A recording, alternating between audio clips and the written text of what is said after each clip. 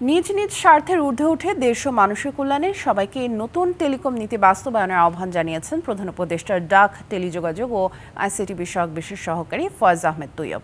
রাজধানীতে telecom and technology reporters network Bangladesh আয়োজিত এক গোল টেবিল আলোচনায় তিনি এ আহ্বান জানান। বলেন, দেশ থেকে প্রযুক্তি বৈষম্য দূর করার লক্ষ্যেই নতুন নীতিমালা তৈরি করা হচ্ছে।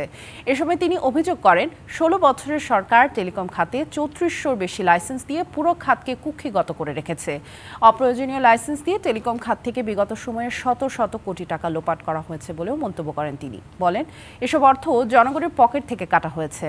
এ সময় বিটিআরসির চেয়ারম্যান আশ্বস্ত করেন, নতুন টেলিকম নীতিমালায় কারো লাইসেন্সই একেবারে বাতিল হচ্ছে না। যেসব লাইসেন্স বন্ধ হবে তাদের জন্য বিকল্প ব্যবস্থা রাখা হচ্ছে বলেও আশ্বস্ত করেন তিনি। যে পলিসিটাই আমরা কাম আপ করি না কেন, এটা যেন একটা ন্যাশনাল এফোর্ট হয়। আমরা ভুল করি আর শুদ্ধ করি, so that this is a national effort. Still that is the intent. 9 কোটি লোক এখন আমাদের কানেক্টিভিটির বাইরে, 9 কোটি মানুষ, এর মধ্যে 4 থেকে 4.5 কোটি অ্যাডাল্ট। পলিসি কেন করছে, এটা যদি সিঙ্গেল উত্তর হয়, একটা উত্তর হচ্ছে এটা আমাদের একটা জেনারেশনাল ট্রান্সফরমেশন দরকার, এবং এই জেনারেশনাল ট্রান্সফরমেশনকে অ্যাচিভ করার জন্য এই নতুন পলিসি করছি। আমি যদি সবচেয়ে ভালো পলিসিটাও দিয়ে যাই আমরা, কিন্তু সেটা আপনাদের স্বার্থের জায়গা থেকে যদি আপনারা ছাড় না দেয়, তাহলে আসলে দেশ আগাবে না।